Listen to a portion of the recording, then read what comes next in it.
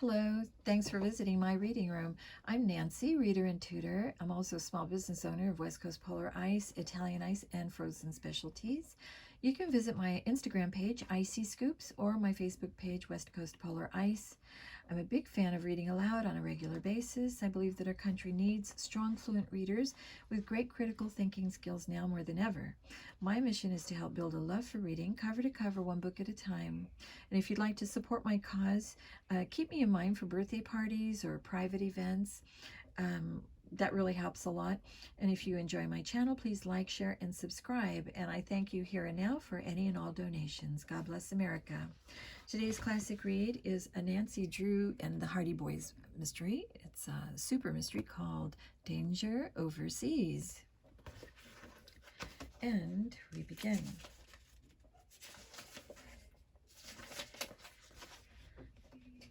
Chapter 1, An Avalanche of Trouble. I'm going to rip your lungs out and pop them like balloons. You already said that, I reminded the masked wrestler as I ducked under a swinging fist the size of a roast chicken. 0 points for creativity. He roared and lunged at me. I guessed he must have run out of snappy one-liners. Unfortunately for me, he hadn't run out of energy.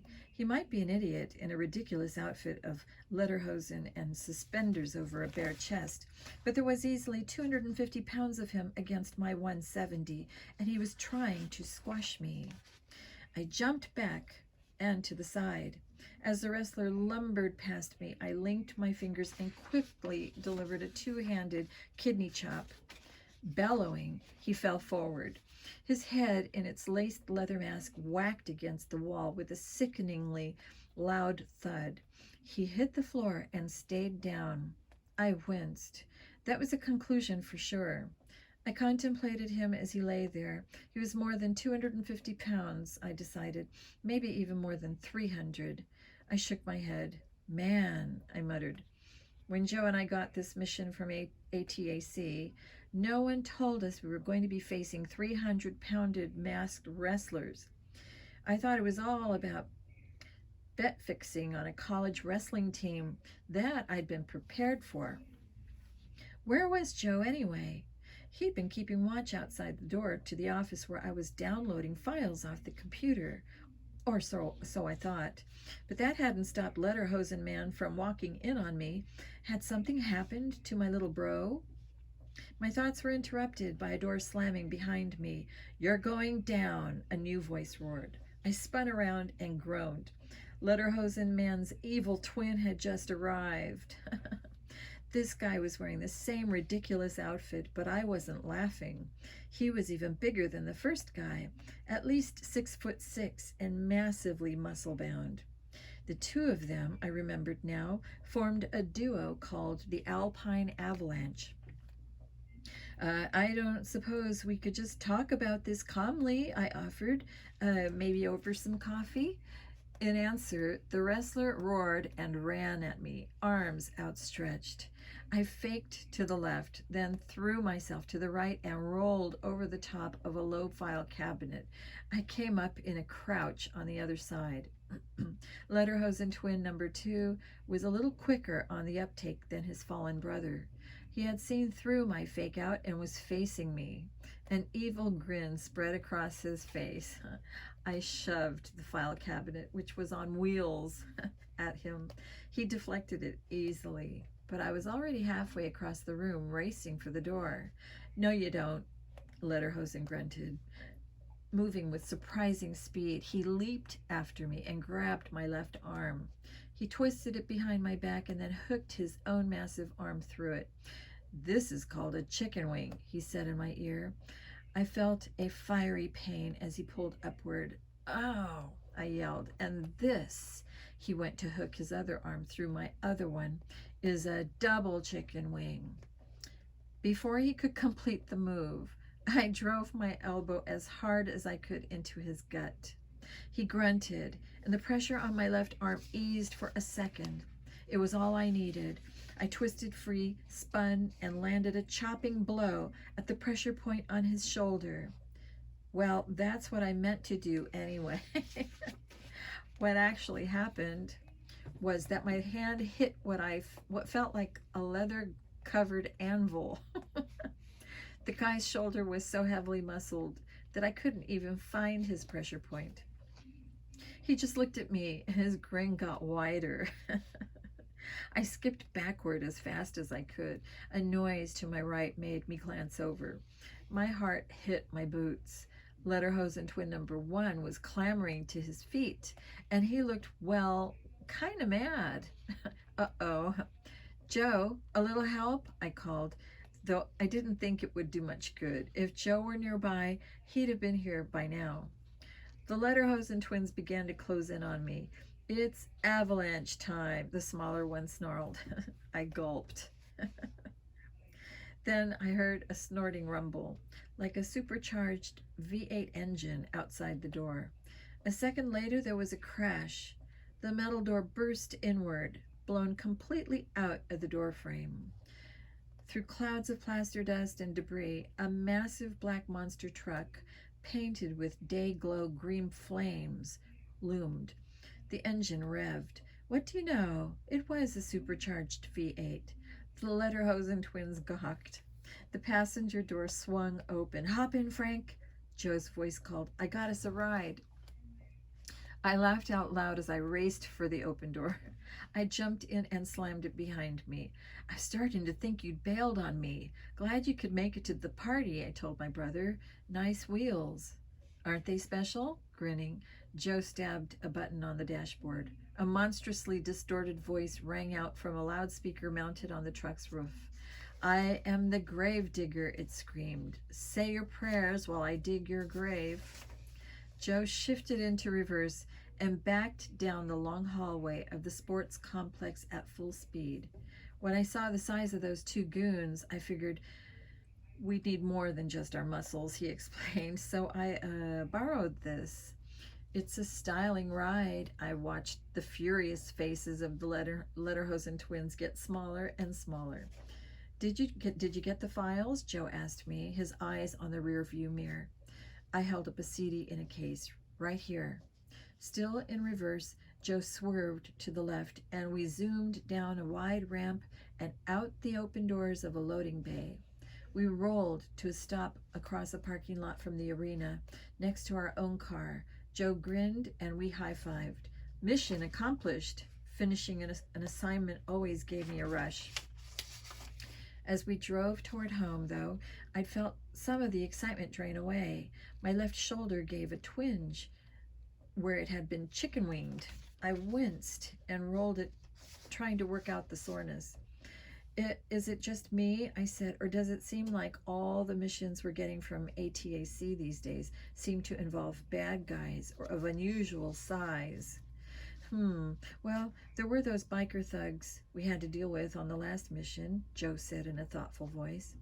And before that, we had to investigate that football team for the steroids thing, I added.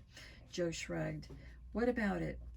I don't know. I'm just a little sick of getting pounded on by these plus-size dudes, I said, rubbing my sore shoulder some more. Joe braked at a light and turned to look at me. His blue eyes were narrowing in puzzlement. What are you saying, bro? You want to quit doing missions for ATAC? ATAC stands for American Teens Against Crime. It's a secret organization that was founded by our dad, Fenton Hardy. It's grown into a pretty major thing. We have agents all across the country. Our job is to tackle the things that the ordinary adult branches of law enforcement can't easily handle, crimes in which teenagers are involved. A lot of it organized crime, but being carried out by people the same age as me or Joe. Sometimes, of course, it leads us to adult criminals, as our last couple of cases had. It's the coolest thing I've ever done. Don't be an idiot, I retorted. I slapped the side of Joe's head just for good measure. Of course I'd never quit ATAC. I just wouldn't mind a different kind of mission, that's all. You know, where we get to use our brains a little more and our brawn a little less. I hear you, James Bond stuff, Joe said. He glanced in the rearview mirror and slicked back his blonde hair. Hardy, Joe Hardy, he said in a terrible fake English accent. Then he grinned. Hey, as long as we get the hot girls like Bond, I'm all for it, I snorted. You have A one-track mind. Have I told you that lately? Things were quiet for a couple of days after that. The local news was full of the arrest of a college wrestling coach in the next town over a bet-fixing scam. Our Aunt Trudy, who lives with us, clucked her tongue as she watched the story on TV one afternoon. "Can you imagine?" she said to no one in particular. "It's a good thing Frank and Joe have never gotten mixed up in anything like that." "Who, us?" Joe put on his most innocent face. Aunt Trudy has no idea that Joe and I are in ATAC, or that ATAC even exists, for that matter. I heard the kitchen door open. Our mom's voice called, "Frank? Joe?" In the living room, Joe hollered back, "Hi, Mom." I added, "Boys, there's a car full of groceries in the driveway. Would you unload them, please?" "Sure thing, Mom," I answered, prying myself off the couch. Beside me, Joe hadn't moved. I poked him. "I'm not doing it by myself." "Slaves. We're slaves in our own home," Joe grumbled as he followed me out to Mom's car. "Joe?" "What?" "Shut up." I opened the hatch door and started pulling bags out of the back of Mom's SUV. Joe and I each made 2 trips inside. Then, as I was setting the last of the bags on the kitchen counter, I noticed an ad circular sticking out of the top. It was for a local video arcade. On red paper, it was crudely printed and clearly homemade. "Try our latest game, Attack of the Zomboid," it shouted in big block letters. A CD in a cardboard sleeve was attached. Attack of the Zomboid? My scalp pricked. This was no random typo. It had to be from ATAC. That's how they sent us our new missions, in innocent-looking packages. I followed the flyer out of the bag, but before I could show it to Joe, Aunt Trudy snatched it out of my hands. "What's this?" she demanded. "ATAC of the Zomboid? Oh, goodness. And have you ever seen such terrible spelling? These people who work at the arcade ought to be forced to go back to school." Crumpling the flyer, she made to toss the whole thing into the garbage. "Aunt Trudy, don't," I shouted, panicked. "Don't what?" she said severely. "Don't tell me you actually want to try out this silly game, Frank. It's obvious these computer games are terrible for young people's brains. I'm doing you a favor, I really am." And she threw the disc and the flyer right into the garbage pail, which happened to be full of rotten produce, as Mom had just finished cleaning out the fridge. "Oh," I stifled a groan. Now I was going to have to get that disc out. Fortunately, Aunt Trudy and Mom had disappeared into the pantry. Taking a deep breath, I reached into the garbage and fished out the CD. A bit of slimy, rotten cucumber clung to the cardboard sleeve. I grimaced as I carried it to the sink and rinsed it off. Joe was grinning at me. "Better you than me," he said in a low voice. "I'm guessing that's not really an arcade game." "The things I put up with for ATAC," I said with a sigh. "Come on, let's see what's going on." Upstairs in my room, I slotted the CD into my computer's disk drive and clicked play. A mugshot of a young guy, maybe a year older than me, appeared on my screen. He had shaggy light brown hair and deep dark circles under his brown eyes. "Sam Lewis," a voiceover began. "Age 20, student of archaeology at Rochester State. Arrested in Rome, Italy, when he tried to sell stolen archaeological artifacts in an online auction." The photo changed to show 2 small etched medallions that looked as if they might be made of gold. "Rome?" Joe commented. "What does that have to do with us? ATAC is an American operation." I shook my head, baffled. "Let's see." The next thing that appeared was a grainy video sequence. It showed Sam Lewis being questioned by an Italian police officer. The room they were in looked like the interrogation room of any police station, dingy with yellowish beige paint on walls that were otherwise bare. The only furniture was a metal table and 2 metal chairs. "Who are you working with?" the bearded officer asked in excellent English. "You must have had help." Sam just shook his head. "We know you did not steal these objects on your own," the officer insisted. "Tell us who helped you, or you will have even more trouble than you do now." Sam gave a short laugh. "That's not possible," he muttered. "We can help you," the officer said, switching tactics. If you tell us who you were working with, we can make sure you get lighter punishment. Why don't you want to help us help you? Sam turned away, his lips pressed tightly together. I can't help you, and you can't help me.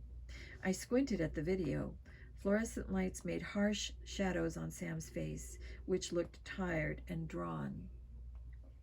He seems scared of something, Joe commented. I nodded.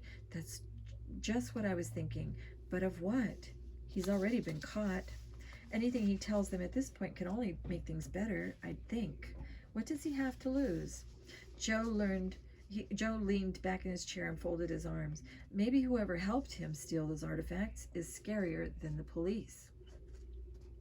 The video froze on a close-up of Sam's face, and the voiceover resumed.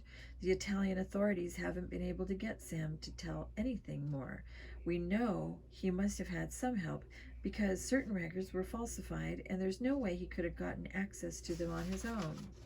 The Italians are concerned because the dig site that Sam was working on is one of great historic significance. It's called the Emerald Bower of Claudius, and it's one of the most important archaeological finds of this century in Rome. Sam was working with a team of students from Rochester, and the Italians suspect that one or more of them may have been Sam's accomplices. They are particularly worried because, to date, no one has uncovered the one artifact that everyone was expecting to find right away, the emerald-eyed lions of Emperor Claudius. The authorities are afraid they might have been stolen already. A new picture came on the screen. It was an old-looking painting of two lion statues. At least, I assumed they were supposed to be lions. They looked sort of like a cross between a lion and a pug dog. They were made of some kind of yellow metal and had huge green eyes. It's not common knowledge, but there was a theft ring that operated at another Italian archaeological site 6 years ago and managed to make off with several priceless antiquities. The Italians want to prevent this from happening again at all costs. Your mission is to infiltrate the dig, posing as archaeology students, and see what you can find out about a possible theft ring. Archaeology students, I sputtered. The sum total of what I knew about archaeology was how to spell it, and even that I wasn't too sure about. How are we supposed to pass any kind of experts? See to if you can locate the emerald-eyed lions, the voiceover went on. And above all, be discreet. ATAC is involved precisely because we want this taken care of quietly under the official radar. The Italians have gotten very touchy about foreigners looting their arts and artifacts, and we are trying to keep the situation from getting worse. You fly to Rome this evening. Your plane tickets and other travel documents will be delivered in a separate package. Once you arrive in Rome, you'll receive dig kits and a further briefing on the dig. We're counting on you, Frank and Joe. As usual, this disc will be reformatted in 5 seconds. A graphic of a clock appeared on the screen, with the second hand counting down from 5 to 0. A moment later, the screen went blank. We're going to Rome, Joe said, his eyebrows rising. Score! Road trip! I guess we are, I said slowly. I just wish we had more to go on. This ATAC briefing is even skimpier than usual. No sweat. We'll figure it out, like we always do, Joe said confidently. Don't look so serious, bro. Isn't this what you wanted? I doubt we're going to run into any masked wrestlers or biker thugs on an archaeological dig. As I thought that one over, I started to grin. You have a point, I said. An excellent point. Excitement was bubbling up in my gut. We were on a mission, and we were headed to Italy, too. My grin widened. I loved this job. Chapter 2. Roman Holiday. Nancy. This morning, I thought we'd visit the Palatine Hill. The Palatine is the place where the legendary forefathers of Rome, Romulus and Remus, supposedly were found by the she-wolf who nursed them. It was also the site of most of the homes and palaces of the early Roman emperors. It sounds amazing, Aunt Estelle, I said. Nancy Drew, I am surprised to hear such lazy adjectival usage from you. Aunt Estelle told me a bit severely. The word amazing should not be used as a substitute for interesting or fascinating. Its meaning has more to do with being startled or shocked. I know that many young people today are, shall we say, cavalier in their use of overheated vocabulary to convey perfectly ordinary sentiments, but I believe you can do better. I could feel my cheeks reddening. Sorry, I think. I glanced at my friends, Bess and George, for help. Don't look at us, George said. Just accept it. I would if I understood what it meant, I retorted. Aunt Estelle unexpectedly burst out laughing. Touche, she exclaimed. I'm sorry, dear. I was being pompous. Aunt Estelle isn't usually my aunt. She's the great aunt of George Fane and Bess Marvin, who are my best friends and also happen to be each other's cousins. I call her Aunt Estelle because she's asked me to. It's just what I'm used to, she said. For a great aunt, she's very cool. In her late 60s, she lives in New York City by herself. She never married and spends a lot of time traveling. Not long ago, she announced that she wants to take Bess and George to Rome with her. She invited me to come along too. All young people should spend time in Europe, she'd said firmly. It's imperative for their education. Although she has kind of an old-fashioned manner sometimes, Aunt Estelle can also be wickedly funny. And though I didn't know her that well, she'd always been super nice to me. I was really glad I'd had the free time to come on this trip. It doesn't happen that often. I'm an amateur detective, see? Even though I'm still a teenager, I'm well known enough that people in my hometown, River Heights, seek me out when they have a mystery the police can't handle for whatever reason. It seems like I almost always have a case to solve, but for once my slate was empty, so I'd booked my flight to Italy with a clear conscience. We'd been here 3 days already, and we'd be doing some more serious sightseeing. Yesterday, we'd spent all day at the Vatican Museum, viewing its incredible collection of medieval and Renaissance art. And the day before, we'd gone to the Palazzo Barberini, another art museum, and the Via Borghese Gardens. Aunt Estelle knew everything there was to know about the history and culture of Rome. We were staying in the elegant pensione, or apartment, of one of Estelle's old friends, Ugo Artom. Bess, George, and I trooped down the spiral staircase to the courtyard while Aunt Estelle took the elevator. In most Roman buildings, the elevator is only big enough for 1 or 2 people. I guess because the buildings were built way before electric power became common, and so when the elevators were added, they had to squeeze them into whatever space was free. We stepped out into brilliant sunshine. Though it was only May, it felt like summer already. I paused to put on the sunglasses I'd bought the day before. They were some Italian brand that Bess told me was very chic. I checked my reflection in a shop window. Not bad. My reddish blonde hair was pulled back into a loose braid, and I wore black low-waist pants with leather sandals and a black sleeveless top. The combination of the outfit and the oversized glasses made me look mysterious, like a movie star in disguise. We set off.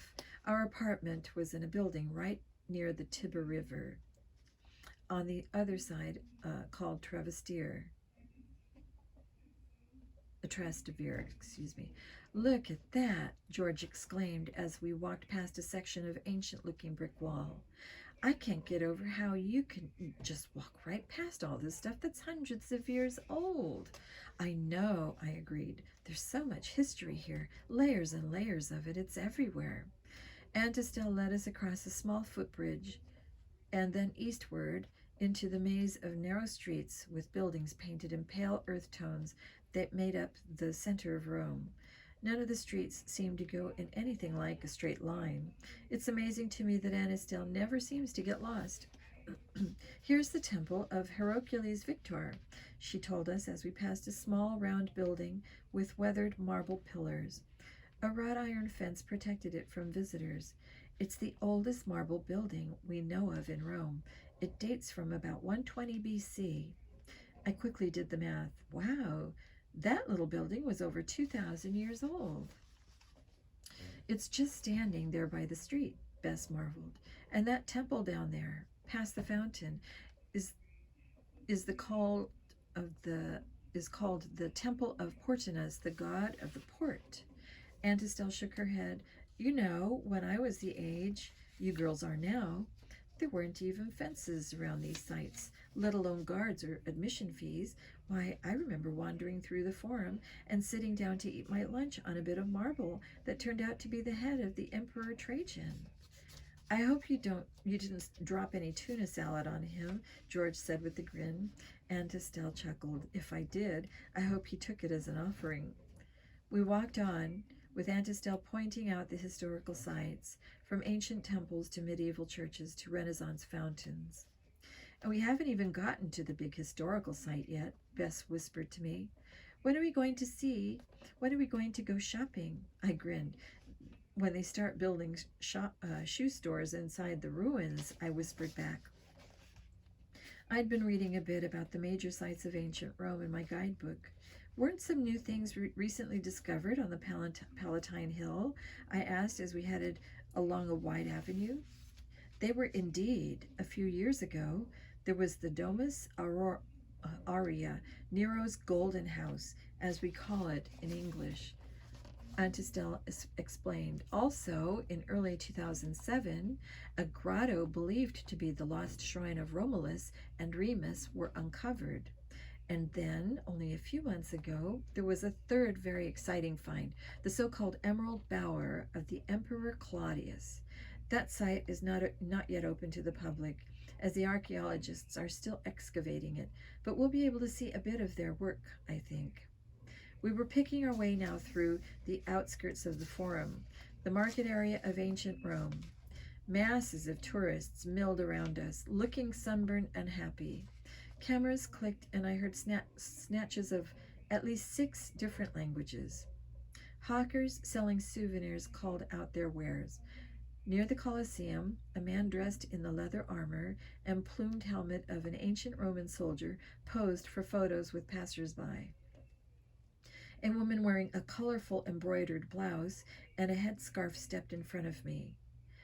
Il povero bambino, she said to me, and held out a crying baby. Per favor, signorina. I stepped back, startled, and Aunt Estelle took my arm with a firm grip. Basta, she said to the woman, and pulled me away. I should warn you, my dears, that the pickpockets of Rome are legendary, she told us. That woman was almost certainly one of them. A favorite trick is to hand you a crying baby, and then, while you are holding it, and therefore off guard, to deftly rob you out of your wallet. Whoa, George said with a whistle. That's creepy. We paid the entrance fee and began climbing the steps into the slope of the Palatine Hill. It was less crowded here, and we moved up the hill. Bess gave a little cry of delight. Look, she said, pointing. I followed the directions of her finger and saw, set into the hillside, a little cave with a tinkling natural spring inside. Cool, moist air wafted out and stirred Bess's blonde hair around her face. The air smells like a forest, she said. It is nice, I agreed. Isn't it lovely? Aunt Estelle said.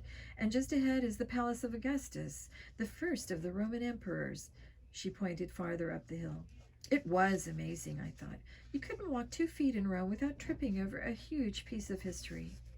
First of the Roman emperors, George repeated. Why wasn't Romulus or Remus the first emperor, since they founded the city?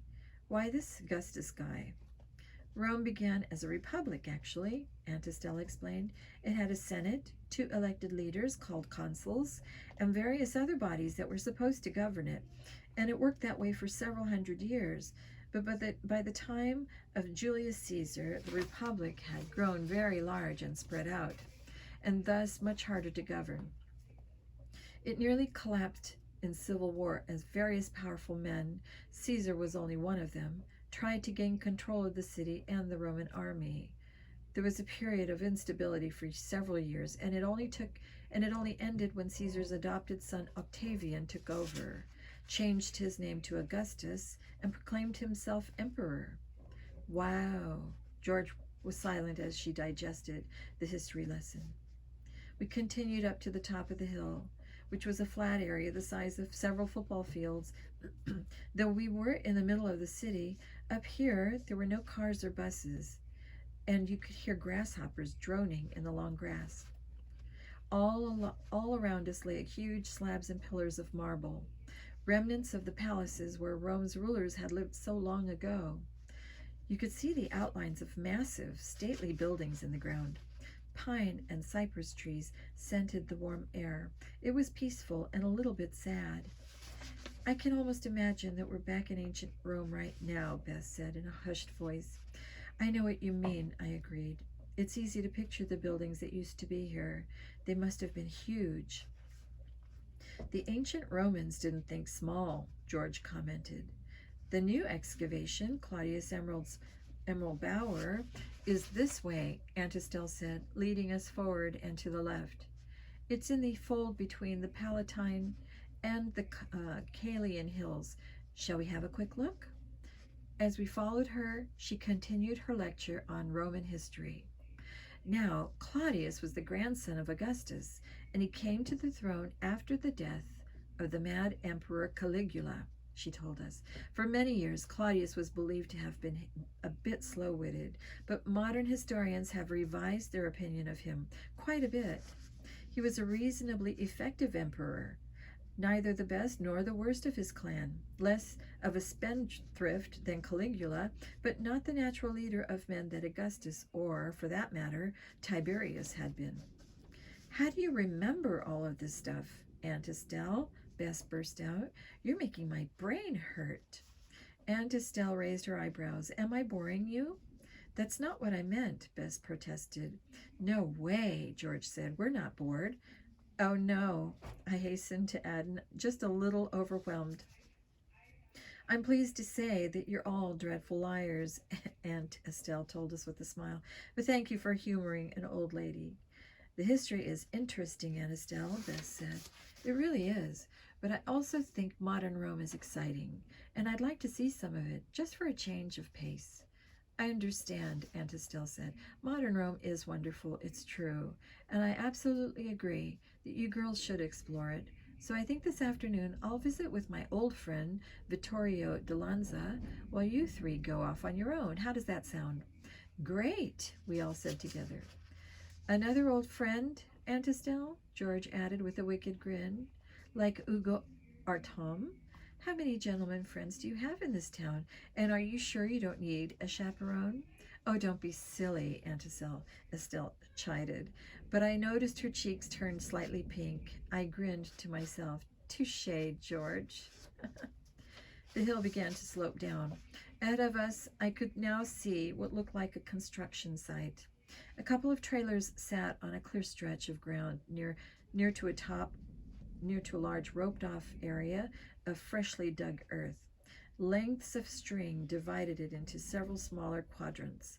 In each quadrant, 3 or 4 people squatted with tiny picks or brushes in their hands, painstakingly sifting through the soil. At one end of the site, I could make out the remains of some brick walls and what looked like a doorway. I don't think we can get any closer than this, Aunt Estelle said, as we halted several yards away. As I mentioned, the dig site is not open to the public yet. So this was the Emperor Claudius's weekend house, I said. After the grand scale of the buildings on top of the hill, this one looks decidedly modest. Hey, Nan, Bess said in a low voice, check out that blonde guy in the square to my left. He's cute. I looked. I couldn't see the guy's face, but he had trousers, slightly shaggy blonde hair, and tanned, muscular arms set off by his white t-shirt. He wore a red bandana as a sweatband around his head, definitely Bess's type. You know who he reminds me of, Bess mused. Joe Hardy. Remember Joe and his brother Frank? Of course I do, I said. How could I forget? Joe and Frank Hardy were teen detectives like me. They worked for a secret organization called ATAC, American Teens Against Crime. We'd met them at a rock concert a while ago, and they were working undercover on a case. I'd gotten involved too, and we'd ended up making friends. They were great guys, both of them. I squinted at the blonde guy. He really did remind me of Joe Hardy. Same build, same haircut, same style.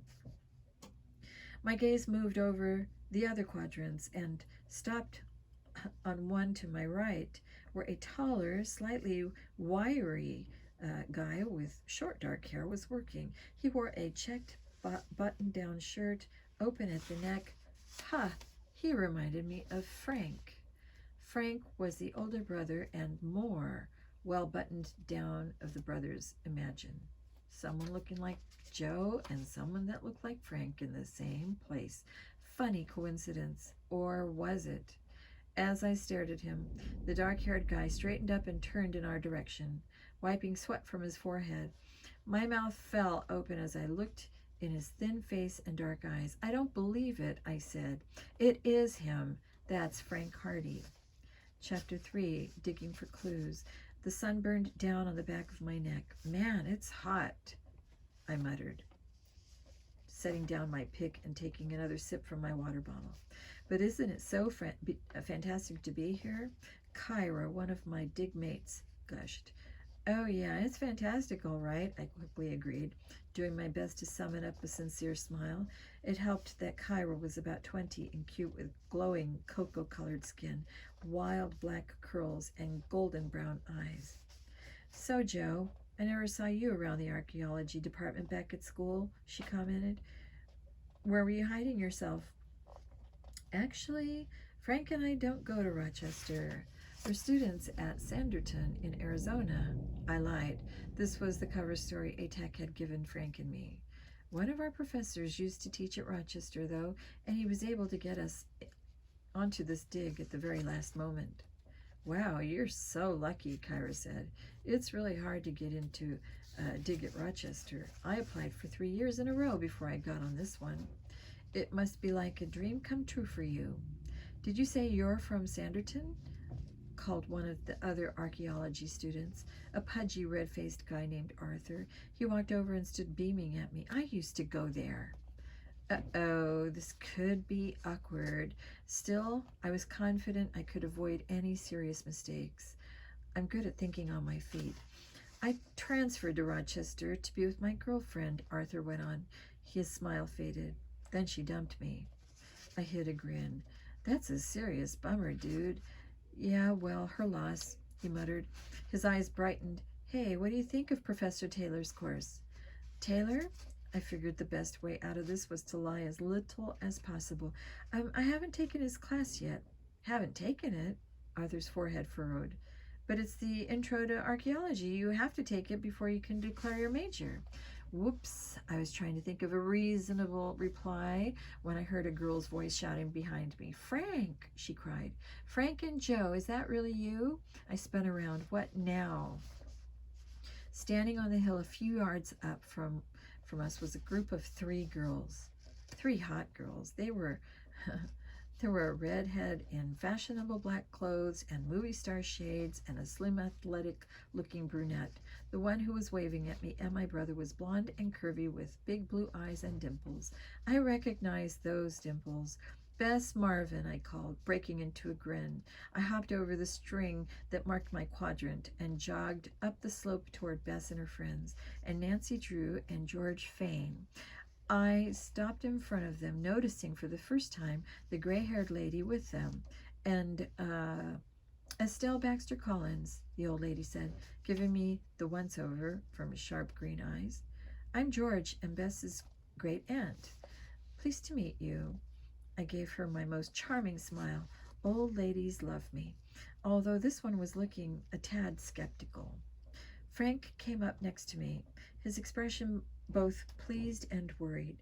I could guess what was going through my big bro's mind. He was thrilled to see the girls, especially Nancy, though he wouldn't admit it. I was fairly sure he had a little crush on her. Frank goes gaga for smart girls, and Nancy was super cute on top of that.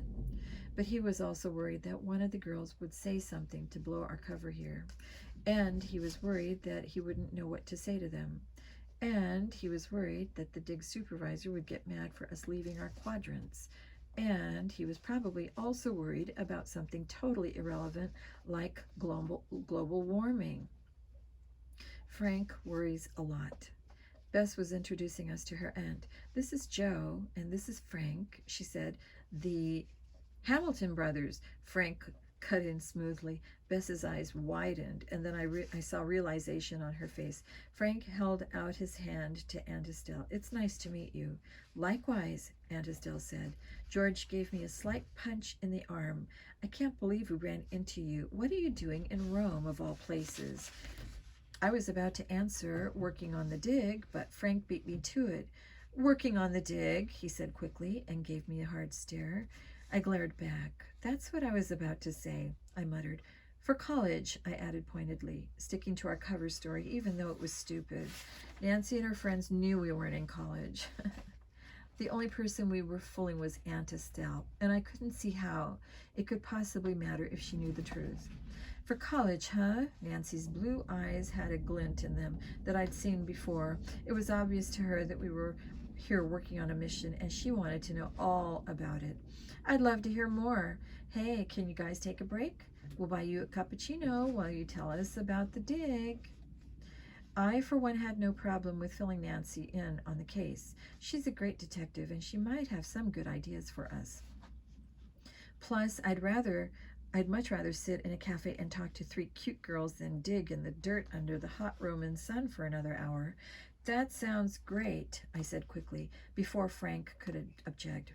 "We're due for a break anyway." "I don't know," Frank began, but I cut him off. "It'll be fine," I said. "I'll tell Vanessa." Vanessa was our dig supervisor. Aunt Estelle cleared her throat. "Well," she said, "I'm a bit fatigued. I think I'll go back to the pensione for a bit of a rest while you young people catch up. Girls, don't forget we're meeting Ugo for dinner at 8, so please be back at the pensione by 7. Frank, Joe, it was lovely to meet you, and I hope to see you again soon." "You too," we both said. I hurried back to the dig and found Vanessa, our supervisor.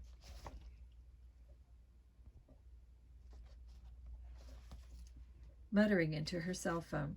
She snapped it shut as I walked up and turned to me, adjusting her rectangular framed glasses. Vanessa was an Englishwoman in her 30s who, in the few hours we'd been here, had already struck me as someone who wasn't very good at enjoying life. She looked constantly harassed and irritable, and she'd already yelled at me for not being careful enough with my tiny prick. That didn't sound very good, but that's what it said. I'm sorry. I'm going to stop there right now for a moment.